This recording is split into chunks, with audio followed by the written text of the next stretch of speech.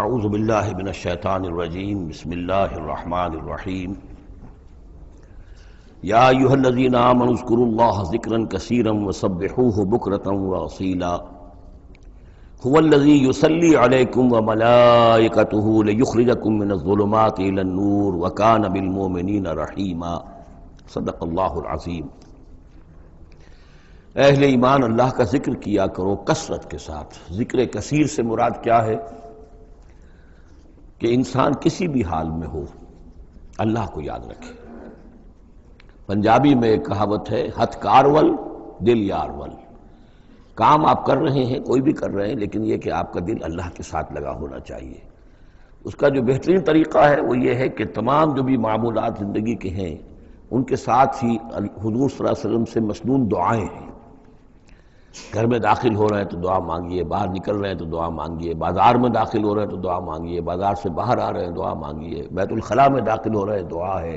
لیکن آپ کام بھی کر رہے ہیں ساتھ کے ساتھ، کوئی اضافی وقت آپ کا نہیں لگ رہا ہے، لیکن اس میں یہ ہے کہ آپ کا اللہ کے ساتھ ایک رشتہ قائم رہے۔ باقی یہ کہ قرآن سب سے بڑا ذکر ہے، پھر نماز، یہ تو ہم پڑھ چکے ہیں 21ویں پارے کی پہلی آیت،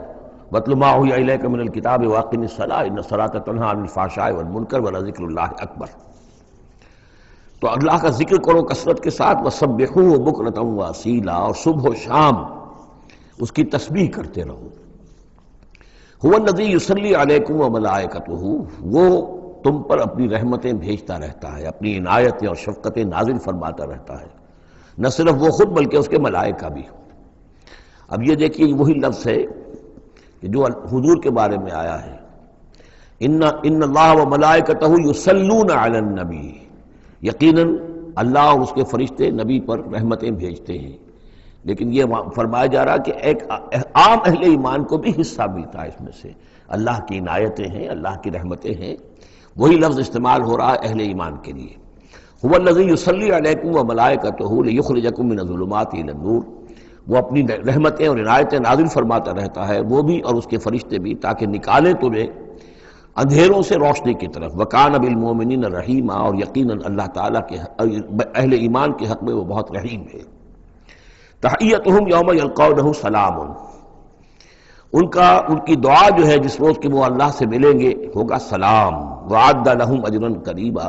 اور اللہ تعالیٰ نے ان کے لیے بہت باعزت اجر فراہم کیا ہوا ہے۔ یا ایھا النبی انا ارسلناک شاہدا ومبشرا ونذیرا وداعیا الی اللہ باذنہ وسراجا منیرا۔ اے نبی، اب یہاں نوٹ کیجئے، اے نبی، ہم نے بھیجا ہے آپ کو۔ یہ نبوت اور رسالت کا کے درمیان جو ربط و تعلق ہے وہ بھی یہاں پر واضح ہو جائے گا۔ جیسے جس کسی شخص نے CSP کا امتحان پاس کر لیا، اب اس کی اپوائنٹمنٹ ہوتی ہے کسی جگہ پر، جاؤ وہاں پر DC لگو، یا وہاں کوئی اور عہدہ جو ہے، ایک ہے اپوائنٹمنٹ، ایک ہے کارڈر۔ نبوت کارڈر ہے، اس کارڈر میں جو آ گئے ہیں اب ان کو جن کو اللہ ان میں سے چاہتا ہے اپوائنٹ کرتا ہے کسی خاص قوم کی طرف، کسی خاص علاقے کی طرف، تو اس اپوائنٹمنٹ کے بعد وہ اب رسول ہے۔ یا ایھا النبی، اے نبی، اسی لیے کہا جاتا ہے کہ حضور کی نبوت کا ظہور جو ہوا ہے وہ پہلی وحی سے۔ وہ سورہ علق کی 5 آیتیں، اقرأ بسم ربک الذی خلق، خلق الانسان من علق، اقرأ وربک الاکرم الذی علم بالقلم، علم الانسان ما لم یعلم۔ اب ان 5 آیتوں میں کہیں تبلیغ کا حکم نہیں ہے، یہاں سے نبوت کا تو آغاز ہو گیا، لیکن یہ کہ رسالت کا آغاز ہوا ہے جب آپ کو تبلیغ کا حکم آیا، یا ایھا المدثر قم فانذر وربک فکبر۔ اب یہاں سے رسالت کا آغاز ہوا، تو نبوت اور رسالت کے اس فرق کو ذہن میں رکھیں۔ یا ایھا النبی، اے نبی، ہم نے بھیجا ہے آپ کو شاہداً، گواہ بنا کر۔ اب اس پر ہم گفتگو کر چکے ہیں، لتکونوا شہداء علی الناس ویکون الرسول علیکم شہیدا، اور لیکون الرسول شہیدا علیکم وتکونوا شہداء علی الناس، سورہ بقرہ میں آیت آئی اور سورہ حج میں آ چکی ہے۔ اور مبشر اور نذیر، بشارت دینے والے، خبردار کرنے والے، یہ تو بہت مرتبہ آ چکا ہے، جمع کے صیغے میں، واحد کے صیغے میں۔ وداعیا الی اللہ باذنہ، اللہ کی طرف بلانے والے اس کے حکم سے۔ یعنی ایک داعی اور بھی ہوتا ہے جو اللہ کا کوئی بندہ ہے، کوئی صوفیاء میں سے ہے، کوئی اللہ کا نیک آدمی، وہ بھی لوگوں کو بلا رہا ہے اللہ کے راستے کی طرف، لیکن نبی رسول کا کام یہ ہو جاتا ہے کہ وہ اس پر مامور ہے کہ وہ بلائے۔ اس میں زمین و آسمان کا فرق ہے، کہ ایک ہے کہ حفظان صحت کے اصولوں پر تمام شہریوں کو جو ہے اس پہ خیال رکھنا چاہیے، عمل کرنا چاہیے، گلیوں میں گندگی نہ ہو، یہ نہ ہو وہ نہ ہو، یہ تو گویا کہ اصول شہریت میں سے ہے۔ ایک محکمہ ہے جو قائم کیا گیا اسی کام کے لیے، وہ تو مامور ہیں، وہ تو تنخواہ اسی کی لیتے ہیں، لہذا وہ ہم وقت اسی کام کے اوپر لگے ہوئے ہیں۔ تو اسی طریقے سے دفاع وطن ہے، ویسے تو ہر شہری کا فرض ہے کہ اس کے لیے اپنے آپ کو ہر وقت تیار رکھے، لیکن ایک فوج آپ نے تیار کی ہوئی ہے جو اسی کام کے لیے۔ تو رسول تو گویا کہ وہ پھر داعی اللہ باذن ہی، اللہ کے حکم سے معمور من اللہ ہو کر پھر وہ جو ہے دعوت دیتا ہے۔ وسراجا منیرا، اور آپ کو ایک بہت روشن چراغ بنا دیا، چراغ ہدایت۔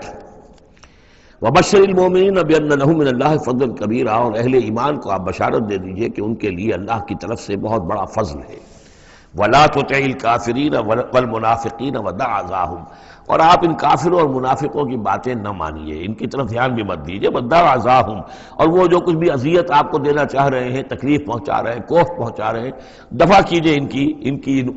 ایذاؤں کو۔ وتوکل علی اللہ، اللہ تعالیٰ پر توکل کیجیے۔ وکفیٰ باللہ وکیلا، اللہ کافی ہے آپ کے لیے سہارا، اور آپ کی مدد کرنے کے لیے اللہ کافی ہے۔ یہ کچھ نہیں بگاڑ سکیں گے، جو چاہیں سکینڈلز اٹھا لیں، جو چاہیں آپ کے خلاف سازشیں کر لیں، آپ کا بال بیکا نہیں کر سکیں گے۔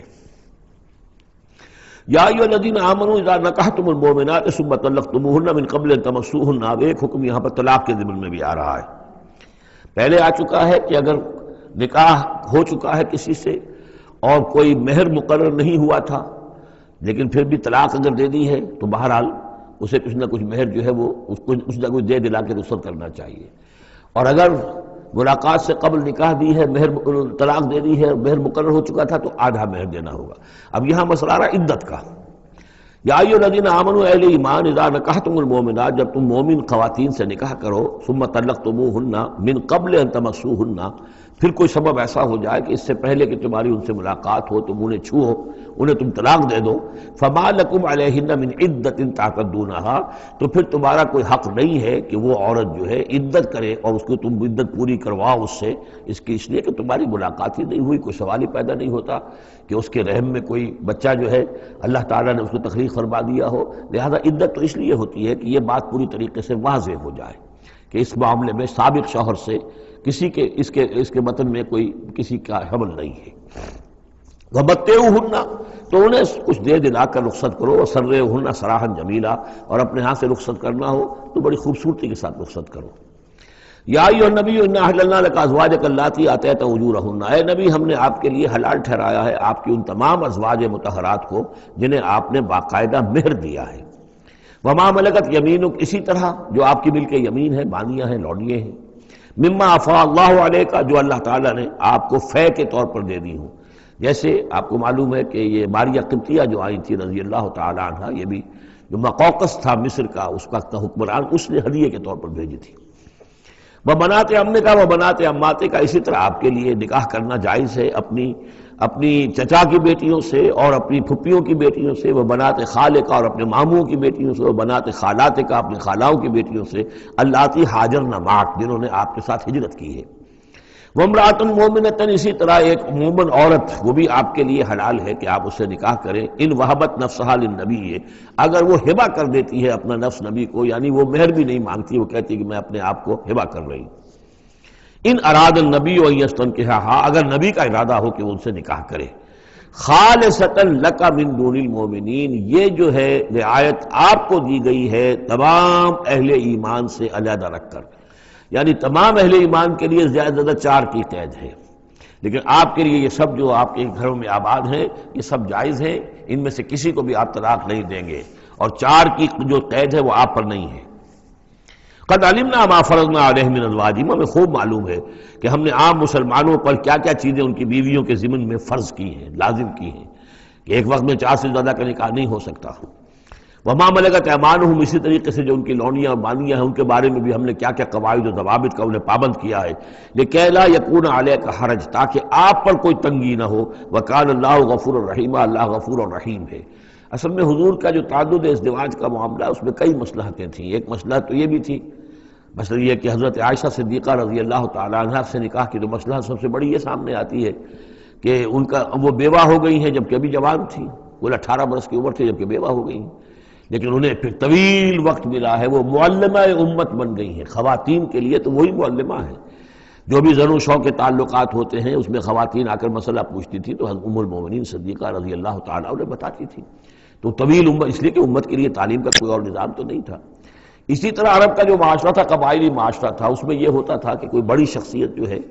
اس کے دوسرے جو قبائل ہیں ان کے سرداروں وغیرہ سے کوئی رشتہ داری اگر ہو جائے تو اس سے بھی ایک تقویت حاصل ہوتی تھی اس نظام کو۔ تو یہ مختلف اسباب سے حضور کے لیے خاص طور پر یہ رعایت جو ہے کی گئی ہے کہ جو عام مسلمانوں کے لیے نہیں ہے۔ وَكَانَ اللَّهُ غَفُورًا رَحِيمًا، یقینا اللہ غفور الرحیم ہے۔ ترجی من تشاء منہن وتؤوی الیہ من تشاء، اور پھر یہ بھی کہ آپ کر سکتے ہیں کہ ان میں سے جس کو چاہیں ذرا اپنے سے دور کر دیں اور جس کو چاہیں اپنے قریب لے آئیں۔ یعنی وہ مساوات بھی حضور پر لازم نہیں تھی، اگرچہ حضور نے کی ہے لیکن وہ مساوات حضور پر لازم نہیں تھی، اس لیے کہ آپ کو یہ اجازت دی گئی تھی کہ اگر اپنی ازواج مطہرات میں سے کسی کو ذرا فاصلے پر کر دیں، ذرا اس سے اپنا وقت وغیرہ دینا کم کر دیں تو کوئی حرج نہیں تھا، آپ پر کوئی اس کی ملامت نہیں تھی اللہ کی طرف سے۔ کسی کو زیادہ آپ اپنے پاس رکھیں یا زیادہ اس کے پاس ٹھہرے تو اس میں بھی کوئی پابندی آپ پر نہیں تھی۔ صاف اجازت دی گئی ہے، ترجی من تشاء، جو دور ذرا کر دے اپنے سے جس کو چاہے، وتؤوی الیک من تشاء، اور جس کو چاہے اپنے پاس قریب کر لو، ومن ابتغیت ممن عزلت، اور جسے آپ نے کہیں ذرا سا اپنے سے پرے کر دیا ہو اگر انہیں دوبارہ قریب اپنے لانا چاہو فلا جناح علیک، تو اس میں بھی آپ پر کوئی حرج نہیں ہے۔ ذالک ادنی ان تقر اعینہن، یہ زیادہ قریب تر ہے اس سے کہ ان کی آنکھیں بھی ٹھنڈی رہیں، ولا یحزن، اور وہ رنجیدہ نہ ہو، یعنی ایسا نہ ہو کہ کسی اپنی زوجہ محترمہ سے آپ ذرا زیادہ دیر کے لیے جو ہے وہ دور رہیں، ایسا بھی نہیں ہونا چاہیے، ان کی بھی آنکھوں کی ٹھنڈک رہنی چاہیے۔ وَيَرْضَيْنَ بِمَا آتَيْتَهُنَّ كُلَّهُنَّ، اور تاکہ وہ سب کی سب راضی رہیں ان چیزوں سے جو آپ انہیں دیتے ہیں۔ حضور کا معاملہ یہ تھا کہ آپ نے کامل مساوات برتی ہے، ناپ تول کے ساتھ، نان نفقہ سب کا برابر، وقت اپنا سب کے ساتھ برابر، باریاں مقرر ہیں اور باریوں پہ ہی آپ سب شاباشی فرماتے تھے، آج ان کے پاس ہے، کل ان کے پاس ہے، پرسوں ان کے پاس ہے۔ ایک وقت آپ نے رکھا تھا جب مدینے میں آپ ہوتے تھے تو عصر اور مغرب کے درمیان چند منٹ کے لیے، 5-5 7-7 منٹ کے لیے آپ سب کے ہاں ہو آتے تھے تاکہ سب سے اس روز کی ملاقات ہو جائے۔ باقی یہ ہے کہ شام کو شب باشی، ظاہر بات ہے رات کو کہ ایک کے ہاں ہوتی تھی، اور ہر چیز کے اندر جو ہے حضور نے صلی اللہ علیہ وسلم پوری مساوات کی ہے۔ اور اس پر بھی آپ کہتے تھے اللہم ھذا قسمی فیما املک، اے اللہ جو چیزیں میرے اختیار میں ہیں، جن میں ناپ تول ہو سکتا ہے اس میں تو میں نے برابر کی تقسیم کر دی ہے، فلا تلمنی فیما تملک ولا املک، تو اللہ مجھے اس پر ملامت نہ ہو کہ جو میرے اختیار میں نہیں بلکہ تیرے اختیار میں، یعنی میرا دلی رجحان اگر ان میں سے کسی ایک طرف زیادہ ہے تو ظاہر بات ہے انسان کو اس کے اوپر اختیار نہیں ہے، اور یہ سورہ نساء میں آ بھی چکا ہے کہ یہ معاملہ تو تم چاہو بھی تو اس میں تمہارے لیے ممکن ہی نہیں ہے کہ اس قلبی رجحان کو بھی برابر تقسیم کر سکو، یہ تمہارے اختیار میں نہیں ہے، تو ظاہر بات ہے اس کے اوپر اللہ تعالیٰ کی طرف سے بات کچھ بھی نہیں ہے۔ واللہ یعلم ما فی قلوبکم، اللہ جانتا ہے جو کچھ کہ تمہارے دلوں میں ہے، وقال اللہ علیما حکیما، اللہ علیم اور حکیم ہے۔ لا یحل لک النساء من بعد، لیکن اب اس کے بعد جتنے بھی نکاح آپ کر چکے ہیں اب آپ کے لیے کوئی اور نکاح کرنا جائز نہیں ہے۔ یہ صورتحال بس اب فل سٹاپ لگ گیا ہے، اب نہ تو ان میں سے کسی کو آپ طلاق دیں گے اور نہ ہی مزید کوئی شادی کریں گے۔ ولا ان تتبدل بهن من ازواج، اور نہیں یہ کہ آپ ان میں سے کسی کی جگہ کسی اور کو لائیں گے۔ ولو اعجبک حسنہن، خواہ آپ کو وہ بہت پسند بھی آئی ہو، اگر کسی خاتون کی طرف آپ کی رغبت ہو بھی گئی ہو بربنائے طبع بشری، تو اب آپ کو مزید نکاح کی اجازت نہیں ہے۔ دیکھیے قرآن مجید صاف صاف بات کرتا ہے، خود حضور نے صاف بات کی ہے، مجھے تمہاری اس دنیا سے 2 ہی چیزیں پسند ہیں یا شاید 3 چیزیں پسند ہیں، ایک تو یہ کہ خوشبو پسند ہے، ایک عورتیں مجھے پسند، تو جو آپ نے اس میں قطعاً کوئی آپ نے جھجک نہیں رکھی کہ جو باتیں ہیں، جو بھی فطرت ہے انسان کی اور جو بھی اللہ تعالیٰ نے بنائی ہے اس کے مطابق، تو آپ نے فرمایا کہ مجھے تو دلچسپی ہے، کوئی شک نہیں۔ وَلَوْ أَعْجَبَكَ حُسْنُهُنَّ، اگرچہ کوئی آپ کو زیادہ ہی پسند آ جائے لیکن یہ کہ اب آپ کو اجازت نہیں ہے نکاح کی، إِلَّا مَا مَلَكَتْ يَمِينُكَ، سوائے اس کے کہ جو آپ کی باندھی ہو، کوئی لوڈی ہو، کسی جنگ میں اگر وہ معاملہ ہو جاتا ہے تو اس کا معاملہ علیحدہ ہے، یہ نکاح کا معاملہ ہے۔ حضور کے ہاں 2 لونڈیاں ہیں، ماریہ قبطیہ اور ایک حضرت ریحانہ رضی اللہ تعالیٰ عنہما۔ وَكَانَ اللَّهُ عَلَىٰ كُلِّ شَيْءٍ رَقِيبًا، اللہ تعالیٰ ہر چیز پر نگران ہے، ہر چیز کا پہرا دے رہا ہے۔ یا ایھا الذین آمنوا لا تدخلوا بیوت النبی الا ان یؤذن لکم، اب دیکھیے جو ہم سورہ نور میں پڑھ آئے ہیں کہ اے مسلمانوں تم کسی گھر کے اندر داخل نہ ہو جب تک کہ تمہیں حتیٰ تستانسوا ویؤذن لکم، اور اجازت نہ تمہیں مل جائے اور تم ان سے جو ہے پہلے بات چیت کرو، اذن لے کر داخل ہو۔ یہ سورہ نور میں آیت نمبر 27 اور 28، حتیٰ تستانسوا، اور 28 میں آیا یؤذن لکم۔ لیکن یہ اس سے پہلے حکم آ رہا ہے، یہ حکم بھی سب سے پہلے نبی کے گھر کے بارے میں آیا، جیسا کہ میں بتا چکا ہوں یہ سن 5 کا نزول ہے، وہ سن 6 کا نزول ہے، پھر اس کو ایکسٹینڈ کیا ہے تمام مسلمانوں پر۔ یا ایھا الذین آمنوا، اہل ایمان مت داخل ہو جایا کرو نبی کے گھروں میں، الا ان یؤذن لکم، الا یہ کہ تمہیں اجازت دی جائے، الی طعام غیر ناظرین اناہ، کھانے کے لیے اگر تمہیں بلایا جائے تو ایسا نہ ہو کہ پہلے ہی جا کے دھرنا مار کر بیٹھ جاؤ کہ کھانا تیار ہو رہا ہے تو بیٹھے ہوئے وہاں۔ ولیکن اذا دعیتم فادخلوا، جب تمہیں بلایا جائے تب داخل ہو، فاذا طعمتم فانتشروا، جب کھانا کھا لو تو پھر وہاں سے منتشر ہو جاؤ، چلے جاؤ۔ ولا مستانسین لحدیث، اور وہاں بیٹھ نہ رہو وہ ڈیرا جما کر کے اب حضور کی باتیں سنیں گے، کچھ گفتگو ہوگی تو بیٹھے رہیں۔ ان ذالکم کان یؤذی النبی، یہ چیز نبی کے لیے ایذا کی باعث تھی، انہیں تکلیف پہنچا رہی تھی۔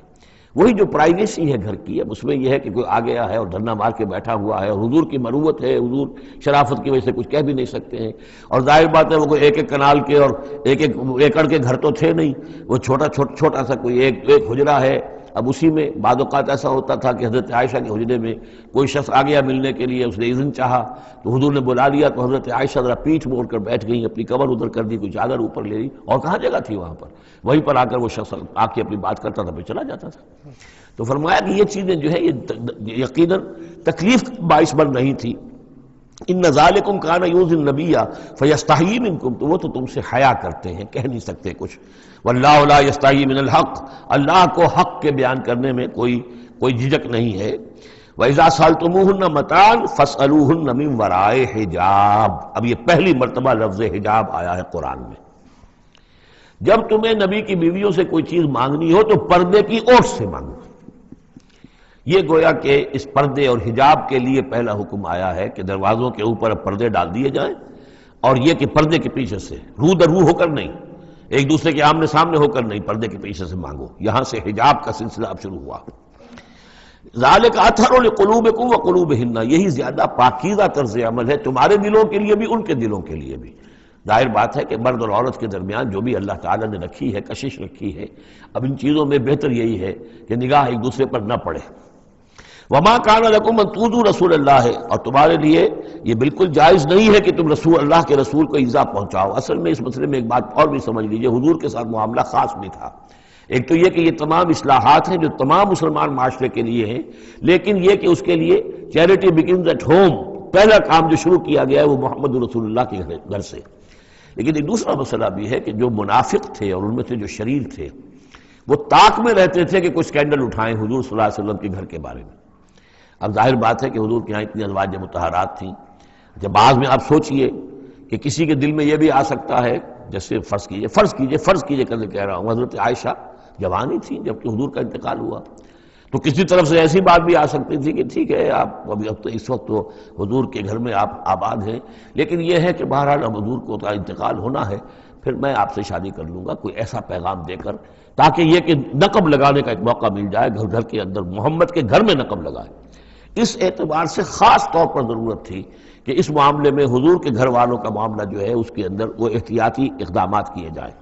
ما کان لکم ان تؤذوا رسول اللہ ہے، تمہیں یہ تمہاری روا نہیں ہے کہ اللہ کے رسول کو تم ایذا پہنچاؤ۔ ولا ان تنکحوا ازواجہ من بعدہ ابدا، یہاں وہ روک لگا دی، اور نہ یہ جائز ہے تمہارے لیے کہ تم اس کی بیویوں سے ان کے بعد نکاح کرو کبھی بھی۔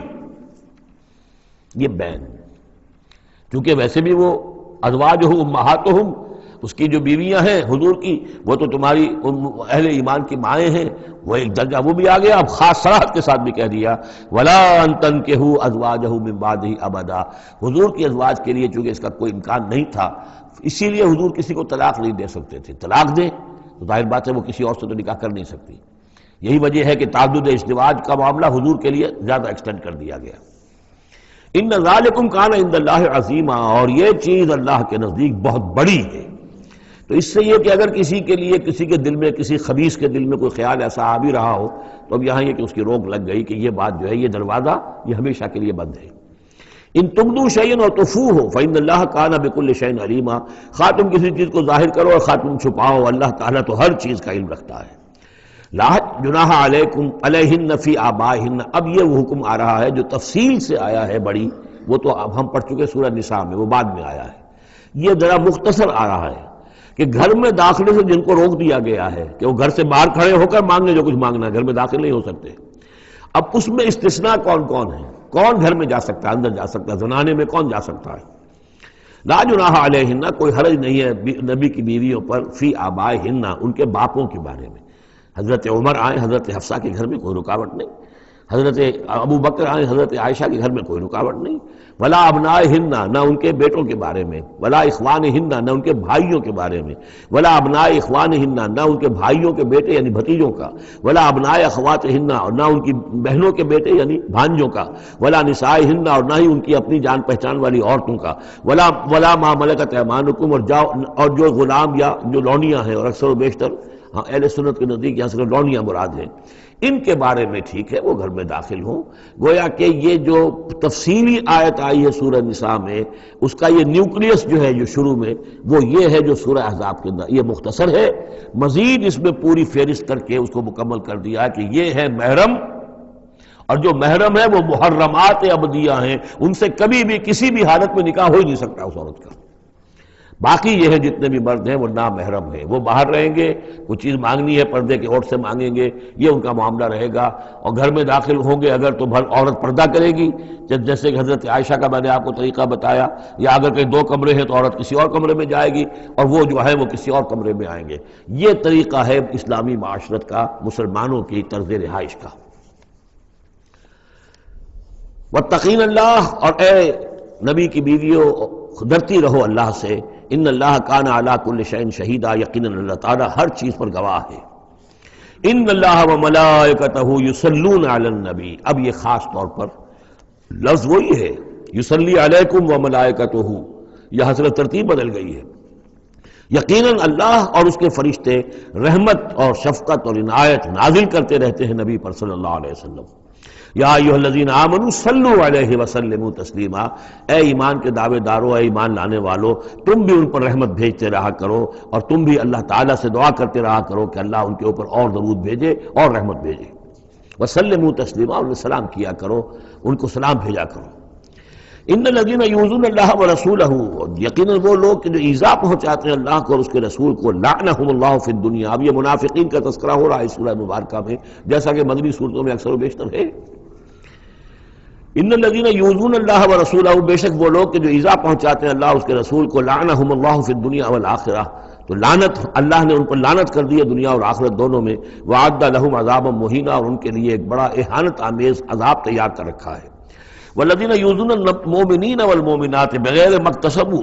اور وہ لوگ کہ جو ایذا پہنچاتے ہیں مسلمان مردوں کو اور مسلمان عورتوں کو بغیر اس کے کہ انہوں نے کوئی گناہ کا ارتکاب کیا ہو، یعنی الزام لگاتے ہیں، سکینڈلز ہیں، خام خواہ کی تہمتیں ہیں اور قذف ہو رہا ہے، فقد احتملوا بہتانا و اسما مبینا، تو انہوں نے تو اپنے اوپر جھوٹ کا اور بہت بڑے گناہ کا بوجھ لے لیا ہے۔ ابھی یہاں پر قذف کی سزا نہیں آئی، قذف کا حکم جو ہے اس کی حد وہ پھر سورہ نور میں آ چکی ہے، وہ ہم پڑھ چکے ہیں، 80 درے لگائے جائیں، 80 کوڑے، اگر کوئی شخص کسی مسلمان خاتون کے اوپر زنا کا الزام لگائے اور پھر 4 گواہ پیش نہ کر سکے، 80 کوڑے لگیں گے۔ یا ایھا النبی قل لازواجک وبناتک ونساء، اب یہ پردے کا اگلا حکم آ رہا ہے۔ ایک تو یہ کہ گھر میں رہو، گھر پہ پردہ ہونا چاہیے،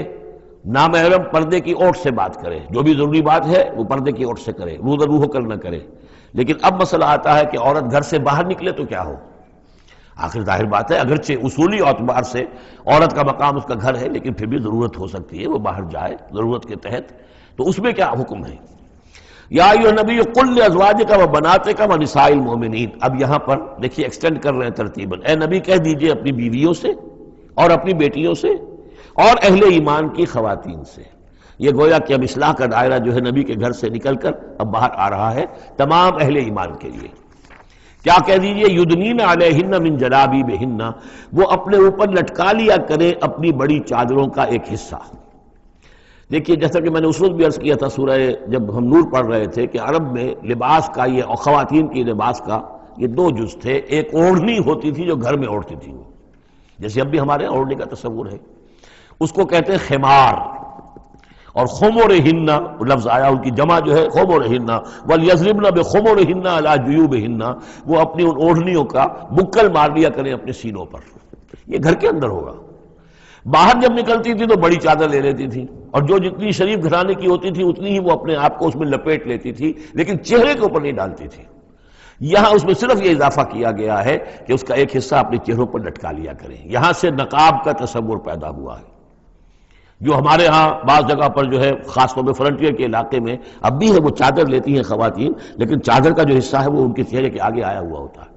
یا یہ کہ کسی طریقے سے بس صرف ایک آنکھ کھول کر، خاص طور پر ایران کے اندر اس کا بڑا رواج ہے، ان کو میں نے دیکھا ہے کہ یہ جو ہے اس قدر ایک چادر میں، بڑی چادر میں لپٹی ہوئی ہوتی ہیں دیہاتی خواتین. شہروں کے اندر تو نقشہ ذرا کچھ مختلف ہے. اب وہاں پہ چونکہ یہ بات تقریباً انہوں نے طے کر دی ہے کہ چہرے کا پردہ نہیں ہے، حالانکہ یہ غلط ہے. قرآن میں چہرے کا پردہ ہے. اس حوالے سے وہ جو کہا گیا کہ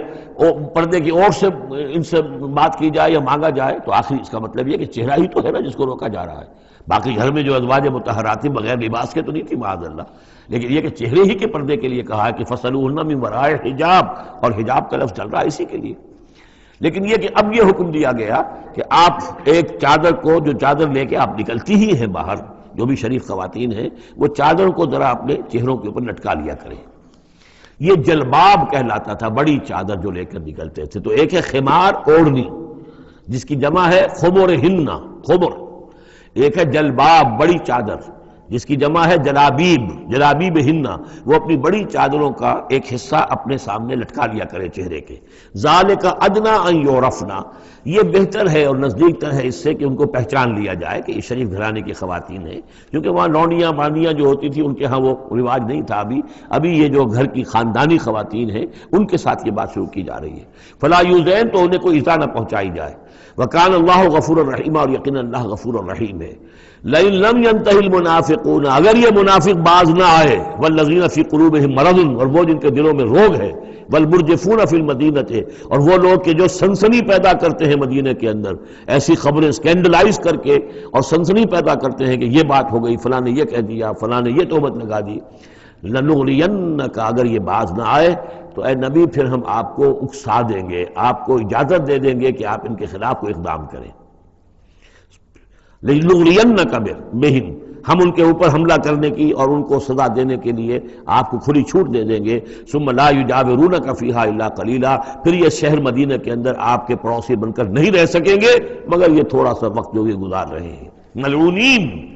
ان پر پھٹکار ہے. اینما ثقفوا اخذوا وقتلوا تقتیلا، جہاں بھی یہ پائے جائیں، پکڑے جائیں اور قتل کیے جائیں، ٹکڑے کر دیے جائیں. لیکن یہ وہ حکم جو ہے یہ ایک اللہ تعالیٰ کی بیزاری اور شدت ناراضگی کا مظہر ہے. لیکن منافقین کے اعتبار سے کبھی اس طرح کا کوئی اقدام حضور کی سیرت میں ثابت نہیں ہے. سنت اللہ فی الذین خلوا من قبل، یہ اللہ کی سنت ہے، اللہ کا طریقہ ہے، اللہ کا قانون ہے. یہ ان قوموں کے بارے میں، امتوں کے بارے میں بھی جو پہلے گزر چکی ہیں. وَلَن تَجِدَ لِسُنَّتِ اللَّهِ تَبْدِيلًا، اور تم نہیں پاؤ گے اللہ کی سنت کے اندر کوئی تبدیلی. وَلَن تَجِدَ لِسُنَّتِ يَسْأَلُكَ النَّاسُ وَلَن تَجِدَ لِسُنَّتِ اللَّهِ تَبْدِيلًا، تم نہیں پاؤ گے اللہ کی سنت میں کوئی تبدیلی. يَسْأَلُكَ النَّاسُ عَنِ السَّاعَةِ، اے نبی لوگ آپ سے قیامت کے بارے میں پوچھتے ہیں. قل انما علمها عند اللہ، کہہ دیجئے اس کا علم تو اللہ کے پاس ہے. وما یدریک لعل الساعة تکون قریبا، اور تمہیں کیا معلوم ہو سکتا ہے کہ قیامت قریب آ چکی ہو. ان اللہ لعن الکافرین وعد لهم سعیرا، اللہ نے کافروں پر لعنت فرمائی ہے اور ان کے لیے دہکتی ہوئی آگ تیار کر رکھی ہے. خالدین فیہا ابدا، اس میں رہیں گے ہمیشہ ہمیش. لا یجدون ولیا ولا نصیرا، نہیں پائیں گے کوئی حمایتی اور نہ مددگار. یوم تقلب وجوہہم فی النار، جس دن کے وہ اوندھے کر دیے جائیں گے آگ میں. یقولون یا لیتنا اطعنا اللہ واطعنا الرسولا، اس وقت کہیں گے کہ ہائے کاش کہ ہم نے اطاعت کی ہوتی اللہ کی اور اطاعت کی ہوتی اس کے رسول کی. وقالوا ربنا انا اطعنا سادتنا وکبراءنا فاضلونا السبیلا، وہ کہیں گے اے اللہ ہم نے تو اپنے سرداروں اور اپنے جو بڑے چودھری تھے ان کی اطاعت ہم نے کی، ان کا کہنا مانا، ان کے کہے پر چلے، بس انہوں نے ہمیں صحیح راستے سے بھٹکا دیا. ربنا آتہم ضعفین من العذاب، اے اللہ ان کو دگنا عذاب دے. والعنہم لعنا کبیرا، اور ان پر لعنت فرما بہت ہی بڑی لعنت. یا ایھا الذین آمنوا لا تکونوا کالذین آذوا موسیٰ وبرأہ اللہ مما قالوا، اہل ایمان ان لوگوں کے مانند نہ ہو جاؤ کہ جنہوں نے موسیٰ کو اذیت دی تھی. دیکھیں موسیٰ کو ایک اذیت تو وہ تھی جو ہم سورہ مائدہ میں پڑھائے ہیں کہ جب موسیٰ نے کہا علیہ الصلوۃ والسلام کہ اب اللہ کی راہ میں جنگ کرو، اور پوری قوم نے انکار کر دیا۔ ظاہر بات ہے کہ جو آپ پر بیزاری طاری ہوئی، جس پر آپ نے کہا کہ رب انی لا املک الا نفسی واخی فافرق بیننا وبین القوم الفاسقین، تو اس سے اندازہ ہو رہا ہے کس قدر آپ کو تکلیف پہنچی ہے۔ ایک بات روایات میں آتا ہے کہ آپ پر کوئی جسمانی عیب بھی لگایا گیا تھا، وہ اپنی حیا اور شرم کی وجہ سے وہ اپنا لباس جو ہے وہ خاص طور پر اکثر و بیشتر کبھی بھی آپ عریان نہیں ہوتے تھے، جو ان کے ہاں جو رواج تھا ان میں یہ ہے کہ اتنا لحاظ نہیں رکھتے تھے، لیکن یہ کہ اب انہوں نے یہ کہنا شروع کر دیا کہ کوئی عیب ہے ان کے اندر جسمانی طور پر جس کی وجہ سے یہ اتنے شرم اور حیا کا مظاہرہ کرتے ہیں۔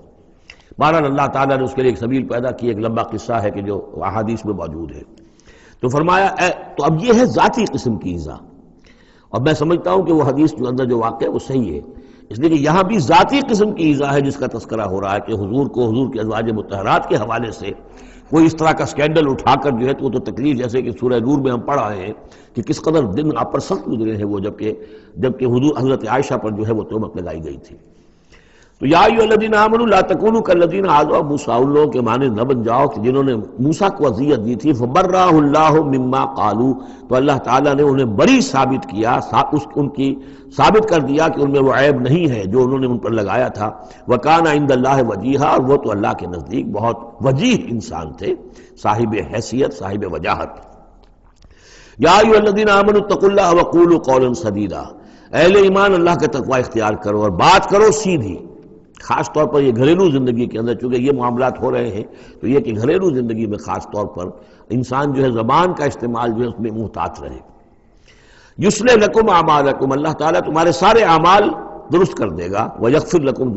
ذنوبکم، اور اگر کبھی کسی نسیان یا کسی جذبات کے رو میں کوئی غلطی ہو جائے گی تو اللہ تعالیٰ تمہاری خطائیں بخش بھی دے گا۔ وَمَن يُطِعِ اللَّهَ وَرَسُولَهُ فَقَدْ فَازَ فَوْزًا عَظِيمًا، اور جو کوئی بھی اللہ اور اس کے رسول کی اطاعت پر کاربند ہو گیا اس نے تو بہت بڑی کامیابی حاصل کر لی۔ یہ دو آیتیں جو ہیں، یا ایھا الذین آمنوا اتقوا اللہ وقولوا قولا سدیدا یصلح لکم اعمالکم ویغفر لکم ذنوبکم ومن یطع اللہ ورسولہ فقد فاز فوزا عظیما، یہ بھی حضور نے خطبہ نکاح میں شامل کی تھی، جیسے سورہ نساء کی پہلی آیت،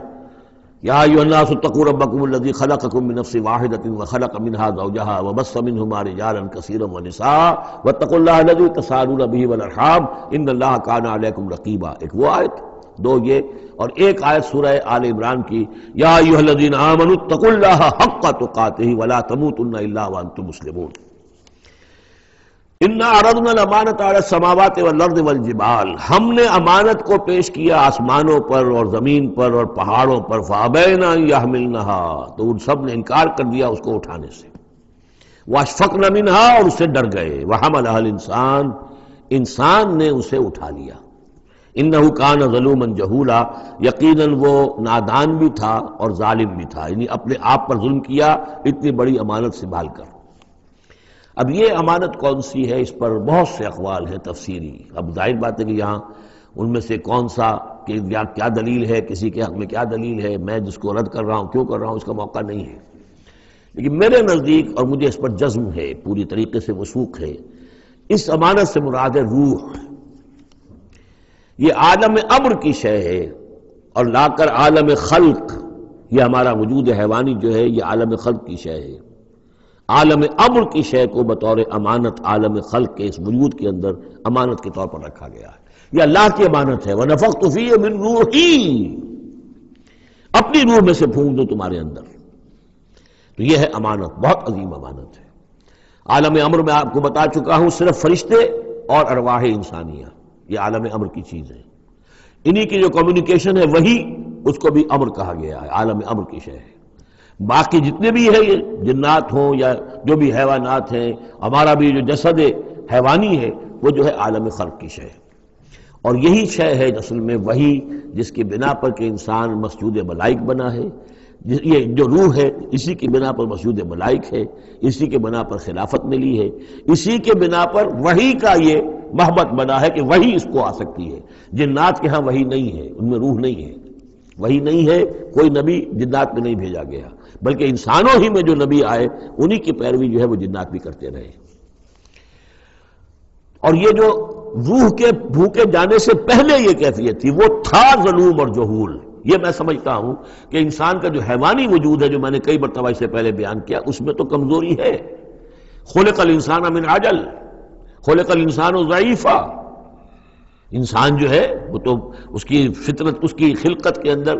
جلدی عجلت پسندی بھی ہے، انسان کمزور پیدا کیا گیا ہے، یہاں ظلوم اور جہول کہا جا رہا ہے۔ اگر تو صرف حیوان انسان ہوتا اور اس میں روح خدا بندی نہ پھونکی گئی ہوتی تو ظلوم اور جہول تھا، لیکن روح خدا بندی پھونکے جانے کے بعد اب صورت وہ نہیں ہے، اسی لیے فرمایا گیا والتین والزیتون وطور سینین وہذا البلد الامین لقد خلقنا الانسان فی احسن تقویم ثم رددناہ اسفل سافلین۔ ہم نے پیدا کیا انسان کو تو سب سے پہلے پیدا کیا تھا ارواح کی شکل میں، وہ احسن تقویم، بلند ترین رتبے کی شے، لیکن پھر اسے لوٹا دیا ہے نچلوں میں سب سے نیچے، یعنی جنات سے بھی نیچے چلا گیا انسان۔ کیوں چلا گیا؟ کہ اس کا یہ جسد حیوانی جو ہے ان سے کمتر ہے، اس میں یہ ڈال دی گئی روح۔ تو یہ ہے وہ امانت میرے نزدیک، واللہ عالم۔ لِيُعَذِّبَ اللَّهُ الْمُنَافِقِينَ وَالْمُنَافِقَاتِ، اس امانت ہی کا اب یہ ظہور ہوگا۔ اس کا نتیجہ کیا نکلے گا؟ جو اس امانت کا حق ادا کرے گا اس کے لیے اللہ تعالیٰ کے لیے روح و ریحان و جنت نعیم۔ جو اس امانت میں خیانت کرے گا، اس کا حق ادا نہیں کرے گا، وہ حیوانی بن کر رہ جائے گا، حیوانی خواہشات اور حیوانی ہی داعیات ہی کا تابع فرمان بن کر رہ جائے گا۔ اس نے گویا کہ خیانت کی اس امانت میں، اس کے لیے لِيُعَذِّبَ اللَّهُ الْمُنَافِقِينَ وَالْمُنَافِقَاتِ وَالْمُشْرِكِينَ وَالْمُشْرِكَاتِ، تاکہ نتیجہ یہ نکلے کہ اللہ عذاب دے منافق مردوں کو، منافق عورتوں کو، اور مشرک مردوں کو اور مشرک عورتوں کو۔ وَيَتُوبَ اللَّهُ عَلَى الْمُؤْمِنِينَ وَالْمُؤْمِنَاتِ، اور اللہ تعالیٰ عنایت فرمائے اور معاف کرے اور توبہ قبول کرے اور توبہ کی توفیق دے اہل ایمان مردوں کو بھی، اہل ایمان عورتوں کو بھی۔ وَكَانَ اللَّهُ غَفُورًا رَحِيمًا، یقیناً اللہ تعالیٰ غفور اور رحیم ہے۔ یہ جو چوتھا گروپ تھا مکی اور مدنی صورتوں کا وہ یہاں ختم ہوا، 8 مکیات اور 1 مدنی صورت۔ اب 5واں گروپ شروع ہو رہا ہے، اس میں 13 ہیں مکی صورتیں اور پھر 3 آئیں گی مدنی صورتیں۔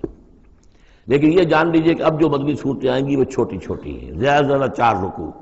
اکثر و بیشتر 2 رکوع۔ یہ جو بڑی مکیات تھی وہ تقریباً مدنیات جو ہیں وہ ختم ہو چکی ہیں۔ سورہ بقرہ، سورہ آل عمران، سورہ انفال۔ ترتیب کیا ہے؟ پہلے سورہ بقرہ ہے، پھر سورہ انفال ہے، پھر سورہ آل عمران ہے، پھر سورہ نساء ہے،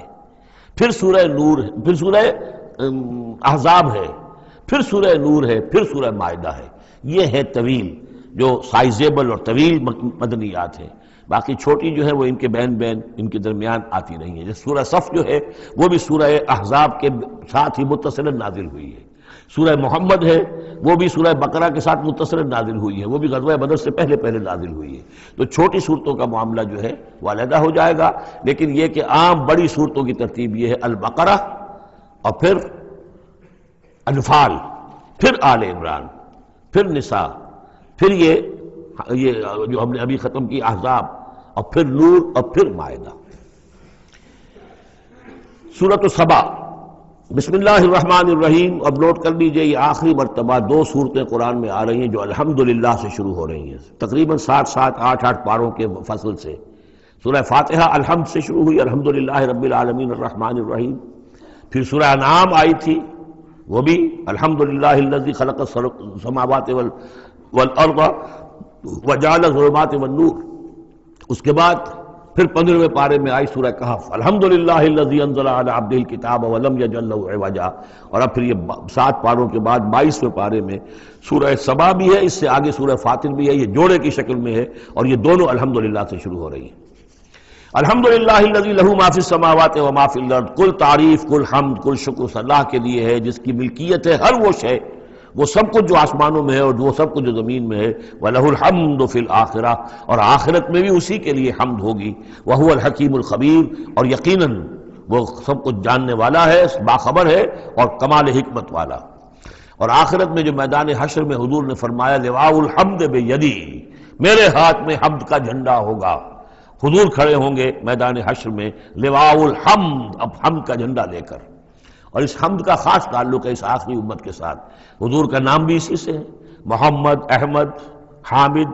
یہ نام ہے حضور کے صلی اللہ علیہ وسلم۔ اور حمد جو ہے حمادون، یہ امت جو ہے حمادون ہے، یہ بہت حمد کرنے والے ہیں، اور قیامت کے دن میدان حشر کے اندر حمد کا جھنڈا حضور کے ہاتھ میں ہوگا، دست مبارک میں، اور حضور فرماتے ہیں اس روز جو میں اللہ کی حمد کروں گا وہ آج نہیں کر سکتا۔ یعلم ما یلج فی الارض وما یخرج منها، وہ جانتا ہے جو کچھ زمین میں گھستا ہے، داخل ہوتا ہے، اور جو کچھ کہ اس سے نکلتا ہے۔ وما ينزل من السماء وما يعرج فيها، اور جو کچھ کہ اترتا ہے آسمان سے نازل ہوتا ہے، اور جو کچھ کہ چڑھتا ہے اس میں۔ وهو الرحیم الغفور، اور وہ غفور ہے اور رحیم ہے۔ وقال الذين كفروا لا تأتينا الساعة، اور یہ کہتے ہیں کافر کہ کبھی یہ قیامت نہیں آئے گی، یا ساعہ جو ہے کبھی نہیں آئے گی۔ ساعہ اور قیامہ کا فرق میں بیان کر چکا ہوں، اور اس میں گویا کہ ابھی تک جو قریب ماضی قریب تک جو خیال رہا ہے سائنسدانوں کا کہ کائنات ابدی ہے، ہمیشہ رہے گی، اس کے ختم ہونے کا سوال ہی نہیں۔ اب یہ ہے کہ سائنس جو ہے فزکس کے میدان میں یہ بات مسلم ہو چکی ہے کہ یہ ابدی نہیں ہے،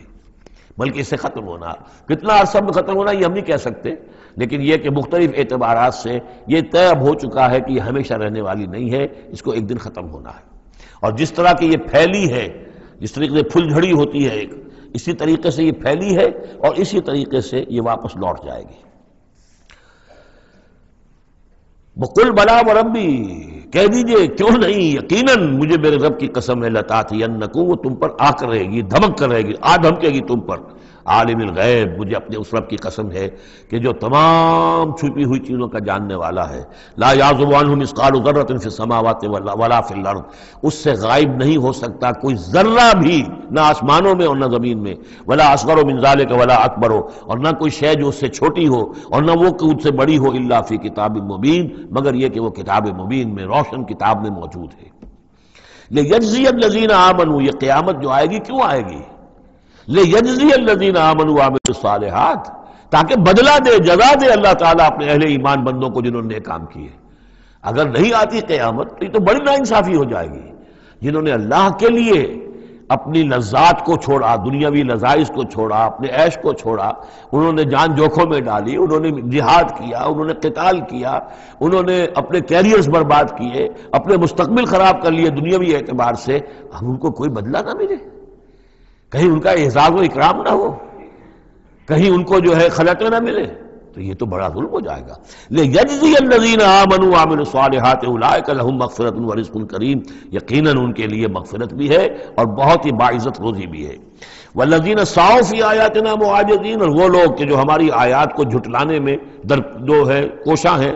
ہرانے میں، شکست دینے کے اندر، اولئک لهم عذاب من رجز علیم، ان کے لیے تو پھر عذاب ہوگا بہت دردناک۔ وَيَرَى الَّذِينَ أُوتُوا الْعِلْمَ الَّذِي أُنزِلَ إِلَيْكَ مِن رَّبِّكَ هُوَ الْحَقُّ، تاکہ دیکھ لے وہ لوگ کہ جن کو علم دیا گیا ہے کہ یہ جو چیز نازل کی گئی ہے محمد آپ کی طرف، یہ حق ہے آپ کے رب کی طرف سے۔ وَيَهْدِي إِلَىٰ صِرَاطِ الْعَزِيزِ الْحَمِيدِ، اور یہ ہدایت دیتی ہے عزیز اور حمید ہستی یعنی اللہ تعالیٰ کے راستے کی طرف۔ وَقَالَ الَّذِينَ كَفَرُوا، اور جو کافر کہتے ہیں هَلْ نَدُلُّكُمْ عَلَىٰ رَجُلٍ، کیا ذرا ہم بتائیں آپ کو ایک شخص ایسا بھی ہمارے ہاں پیدا ہو گیا ہے، یہ اس طریقے سے استہزائی انداز میں کہتے تھے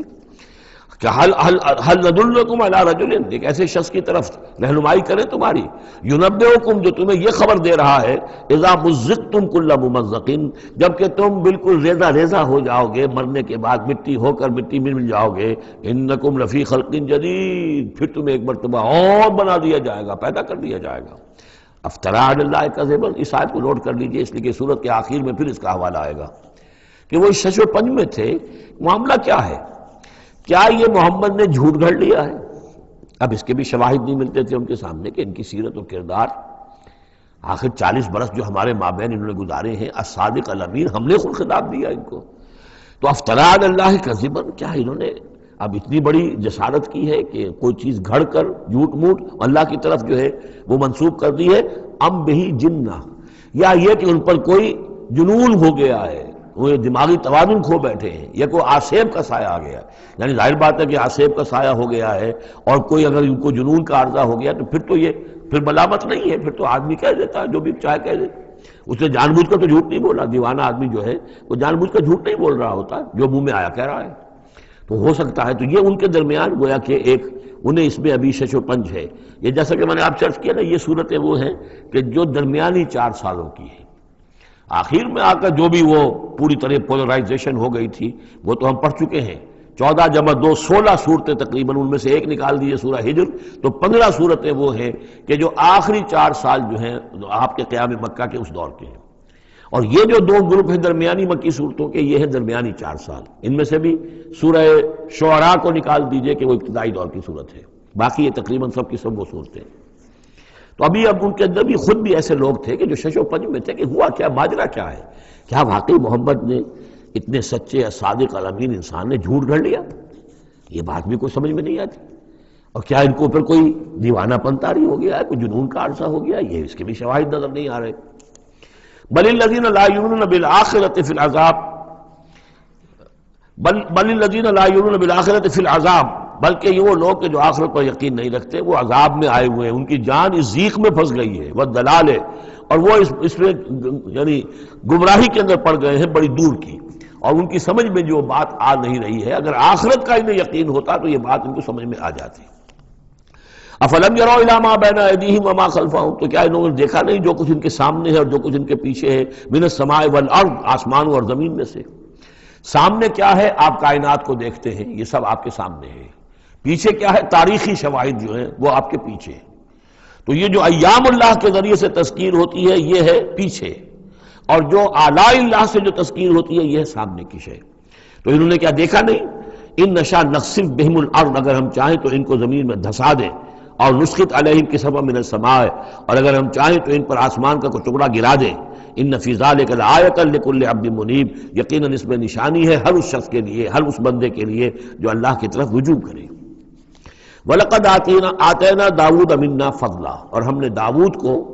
حضرت داؤد حضرت سلیمان دونوں کا ذکر آیا تھا اس سے پہلے سورہ نمل میں، لیکن وہاں حضرت داؤد کا ذکر بہت ہی مختصر پہلی آیت میں تھا، باقی سارا معاملہ پھر حضرت سلیمان کا تھا۔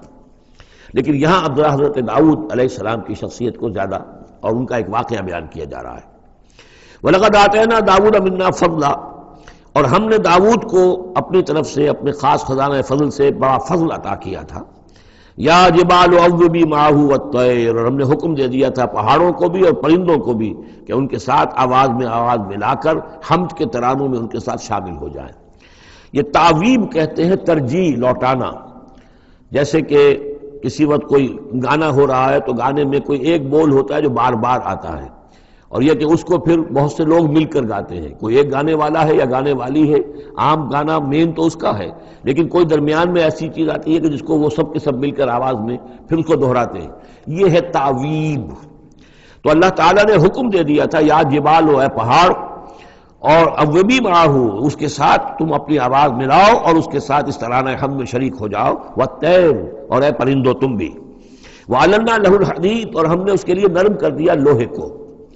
ان اعمل سابغات، کہ اے داؤد ہم نے تمہیں یہ کام سکھا دیا ہے، لوہا اب تمہارے لیے آسان کر دیا، نرم کر دیا ہے، اب اس سے بناؤ زرہیں کشادہ، وقدر فی السرد، اور جو زرہ بنانے میں اب جوڑ بنانے پڑتے ہیں تو اس کے لیے یہ ہے کہ اس میں جوڑ کڑیاں ملاؤ بڑی حساب کے ساتھ، وقدر فی السرد وعملوا صالحا، اور نیک عمل کیا کرو، انی بما تعملون بصیر، یقیناً ہم جو کچھ تم کر رہے ہو اسے دیکھ رہے ہیں۔ وَلِسُلَيْمَانَ الرِّيحُ غُدُوُّهَا شَهْرٌ وَرَوَاحُهَا شَهْرٌ، اور ہم نے ریحا، وَلِسُلَيْمَانَ الرِّيحَ، اور ہم نے حکم دے دیا تھا ہوا کو اور مسخر کر دیا تھا سلیمان کے لیے کہ صبح کو وہ چلتی تھی تو 1 مہینے کی مسافت تک حضرت سلیمان کو لے جاتی تھی، یعنی عام حالات میں جو ان کا اس زمانے کے جو بھی ٹرانسپورٹ کے اور جو بھی مینز آف کمیونیکیشن تھے، تو 1 مہینے میں جو مسافت طے ہو سکتی تھی وہ تیز ہوا جو حضرت سلیمان کے حکم سے چلتی تھی، تو صبح کے وقت وہ صرف ایک صبح میں وہ اتنی دور تک سفر کرا دیتی تھی، وَرَوَاحُهَا شَهْرٌ، اور اسی طریقے سے شام کی منزل بھی 1 مہینے کی مسافت۔ وَأَصَلْنَا لَهُ عَيْنَ الْقِطْرِ، اور ہم نے اس کے لیے جاری کر دیا تھا ایک چشمہ پگھلے ہوئے تانبے کا، وَمِنَ الْجِنِّ، اور جنات میں سے ہم نے ان کے تابع کر دیے تھے، مسخر کر دیے تھے، مَن يَعْمَلُ بَيْنَ يَدَيْهِ، جو ان کے سامنے مشقت کرتے تھے، مزدوری کرتے تھے، ان سے کام لیتے تھے حضرت سلیمان بِإِذْنِ رَبِّهِ، اپنے رب کے اذن سے۔ وَمَن يَزِغْ مِنْهُمْ عَنْ أَمْرِنَا، اور جو کوئی بھی ان میں سے ہمارے حکم سے کوئی سرتابی کرتا تھا، ٹیڑھا ہوتا تھا، نُذِقْهُ مِنْ عَذَابِ السَّعِيرِ، ہم اس کو عذاب دکھاتے تھے، بہت جلا دینے والا عذاب۔ یعملون لہ، اور یہ شیاطین، یہ جن جو کیا کرتے تھے ان کے لیے، یعملون لہ ما یشاء، ہر عمل کرتے تھے اور وہ چیزیں بناتے تھے جو وہ چاہتے تھے، من محاریب، بڑی بڑی عمارتیں بناتے تھے، بتماثیل، بڑے بڑے مجسمے بناتے تھے۔ اب یہ تماثیل کا بنانا جو ہے شریعت محمدی میں حرام ہو چکا ہے، لیکن یہ کہ معلوم ہوتا ہے کہ اس وقت تک اس کے اندر حرمت نہیں تھی۔ بجفان، جفان کا جواب، اتنے بڑے بڑے کڑھائے ہوتے تھے لگن کہ جیسے کہ وہ تالاب ہے، اور قدور الراسیات، اور اتنی بڑی دیگیں ہوتی تھی جو ہل نہیں سکتی کہیں، بس وہ مستقل طور پر چولہوں کے اوپر رکھ دی گئی تھی۔ اس قسم کی دیگ سنا ہے کہ اجمیر شریف میں ہے، وہاں جو شیخ معین الدین اجمیری رحمۃ اللہ علیہ کا جو مزار ہے، تو وہاں وہ دیگیں ہیں بہت بڑی بڑی، جن کے اندر جو ہے وہ تو پھر انسان اس کے اندر داخل ہو کر پھر وہاں سے بھر بھر کے وہ لوگوں کو دیتے ہیں، اس لیے کہ وہاں جو ہجوم ہوتا ہے تو اس کے لیے اتنا بندوبست وہاں کیا گیا ہے۔ تو ایک نشانی اگر کسی کو دیکھنی ہو تو وہاں جا کر دیکھ لے۔ لیکن حضرت سلیمان کے لیے یہ جنات کے ذریعے سے اللہ تعالیٰ نے یہ سارا کام فراہم کر دیا تھا۔ اعملوا آل داؤد شکرا، اے داؤد کے گھر والوں، کیونکہ حضرت داؤد کے بیٹے حضرت سلیمان، تو ان سے کہا جا رہا ہے عمل کرو اور احسان مان کر ہماری نعمتوں کا حق ادا کرتے ہوئے، وَقَلِيلٌ مِّنْ عِبَادِيَ الشَّكُورُ، اور واقعہ یہ ہے کہ ہمارے بندوں میں سے، میرے بندوں میں سے شکر کرنے والے کم ہی ہیں۔ فَلَمَّا قَضَيْنَا عَلَيْهِ الْمَوْتَ، جب ہم نے ان پر موت طاری کر دی، مَا دَلَّهُمْ عَلَى مَوْتِهِ، تو ان جنات کو اس کی موت کی خبر نہ ہو سکی، نہیں مطلع کیا اس کی موت پر جنات کو، الا دابۃ الارض، مگر یہ جو گھن ہے دیمک، اس نے، زمین کا کیڑا، تاکل من سأتہ، کہ وہ کھا گیا اس کو، اس کی وہ جو عصا تھا جس کو لے کر کے ٹیک لگا کر حضرت داؤد کھڑے تھے، وہ جان قبض ہو چکی ہے، انتقال کر گئے، لیکن وہ کھڑے رہے وہاں پر، اور جب وہ عصا جو ہے وہ دیمک چٹ کر گئی اور وہ عصا گرا، ٹوٹا، اور پھر حضرت جو سلیمان کی جو کا جسد جو ہے وہ گرا، تو انہیں معلوم ہوا۔ فلما خرّا، تو جب وہ گر پڑے، تبینت الجن، تو اب معلوم ہو گیا جنات کو، اللہ کانوا یعلمون الغیب، اگر انہیں علم غیب حاصل ہوتا، ما لبثوا فی العذاب المہین، تو وہ اس عذاب مہین میں نہ رہتے اتنے عرصے تک، وہ یہی سمجھ رہے تھے کہ یہ کھڑے ہوئے ہیں سلیمان، لہذا جو بھی کام لگا رکھا ہے وہ کام کر رہے ہیں۔